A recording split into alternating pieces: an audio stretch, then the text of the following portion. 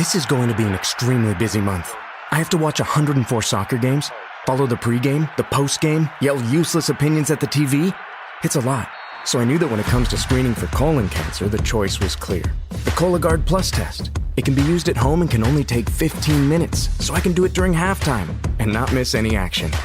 If you are 45 or older and at average risk, ask your healthcare provider about screening for colon cancer with the Cologuard test. You can also request a prescription at Cologuard.com. Listen, all you New Yorkers. Taxi! Okay, man, we're looking around. This is the 77 WABC minicast. Well, California Governor Gavin Newsom's carefully cultivated image as the slick, telegenic heir apparent of the Democrats is cracking under the weight of millions of dollars being funneled into organizations tied to his wife, Jennifer Siebel Newsom. When you hear more about this unfolding scandal, remember you heard about it here first in the Stone Zone. A federal Department of Justice investigation rooted in whistleblower complaints and public records is examining the finances, tax compliance, and nonprofit dealings of the first partner, and by extension, the governor himself. Newsom, of course, says a Trump-orchestrated witch hunt designed to derail his 2028 presidential ambitions. That poor me victimization defense sounds familiar. It echoes the initial denials from other politicians like disgraced former Congressman Eric Swalwell, whose self-inflicted wounds later proved fatal to his career. The evidence here is not fabricated talking points. It rests on a host of hard evidence, including IRS filings, Fair Political Practices Commission disclosures, and years of good investigative reporting.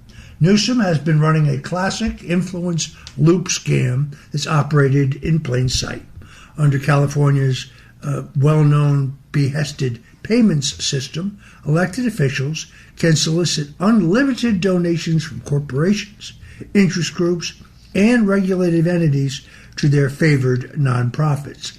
There are no contribution caps like there are on campaign donations or gifts, only disclosure rules. Newsom has been the state's most prolific practitioner. Since 2011, he has actually steered over $347.2 million, 62% of all such behests by California lawmakers, to his preferred causes. A substantial portion has landed at organizations linked to his wife. Peering into Siebel Newsom's record shows that she was an early progenitor of using the woke DEI scam to fill her slimy husband's coffers. The California Partners Project, which Siebel Newsom co-founded to promote gender equity, has received more than $4.3 million in behested donations since 2020. One donor alone, the Federated Indians of Grayton Rancheria, operators of a major Sonoma County casino that lobbies Sacramento, gave $1.8 million to the Newsom-favored charity.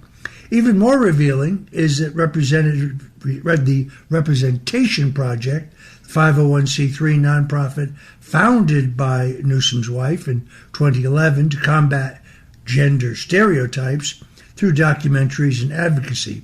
IRS filings show that over the past decade, that nonprofit paid her approximately $150,000 annually as the chief creative officer and another $150,000 yearly to her for-profit production company, Girls Club LLC.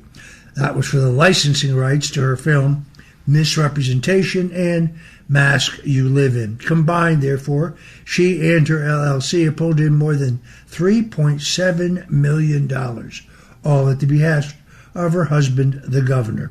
Additional corporate donations to the Representation Project include PG&E, AT&T, Kaiser Permanente, and Comcast, all of whom, of course, have business interests with the governor's orbit in Sacramento.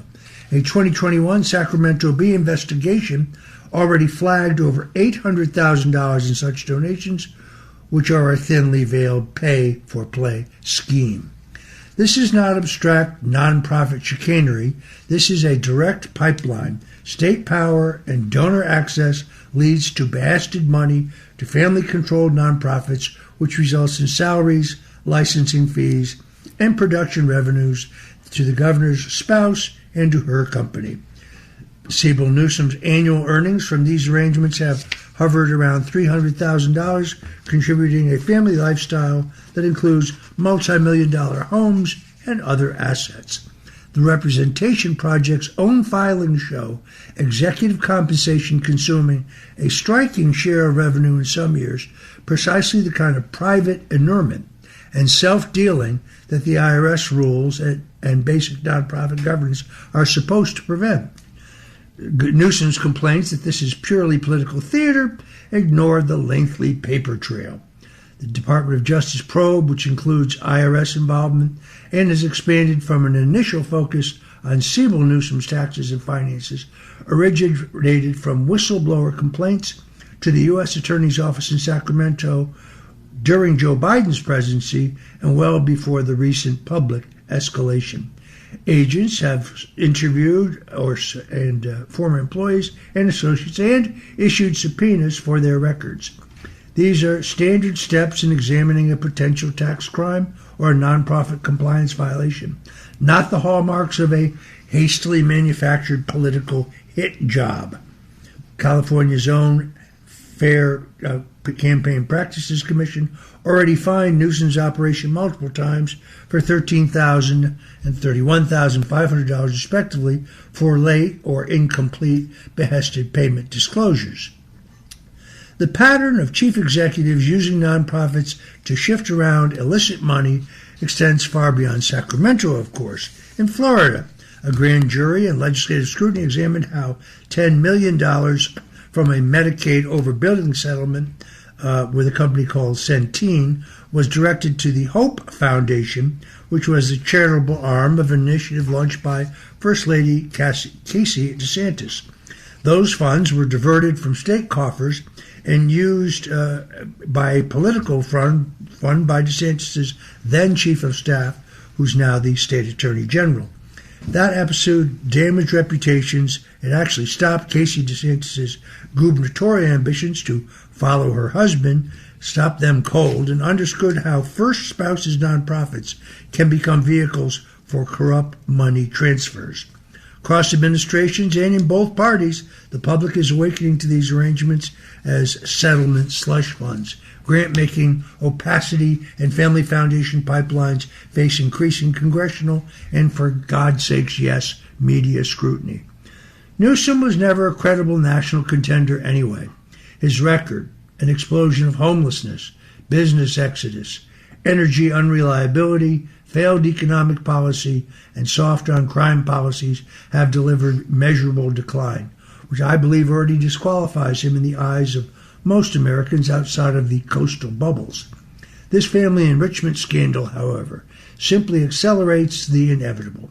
Even if the Department of Justice investigation yields no criminal charges, proving criminal intent in these complex nonprofit and tax matters can often be difficult, the public record of self-dealing will provide devastating ammunition for progressive primary challengers who already view Newsom as inauthentic, focus-grouped, a moderate poser, more interested in personal branding than achieving genuine change. That's right, in the progressive wing of today's Democratic Party, Newsom is viewed as too moderate. Can you believe it? He will be rejected as the Democrat nominee in 2028. I still predict that Kamala Harris is the strong frontrunner for their nomination, God willing. That, of course, is the result of having spent millions, actually billions of dollars on her failed attempt most recently. But if you've seen any of the interviews with her, you recognize that there has been no improvement in her performance as a candidate. What you get is still a word salad. Voters across the spectrum are growing increasingly tired of these polished operators who treat public office as an exercise in vanity. They're rejecting the used car salesman archetype, whether it wears a red tie or a blue tie, in favor of bold authenticity. Newsom's bona fides as a soulless hack position him as the perfect sacrificial lamb for populists from all sides to revel in his destruction. The old insider game of directing favors, behests, and nonprofit dollars to connected entities is coming to an abrupt, unceremonial end, and I believe California's governor will now find himself in the crosshairs not because of any partisan vendetta, but because the evidence of his corruption has finally become far too grotesque to ignore.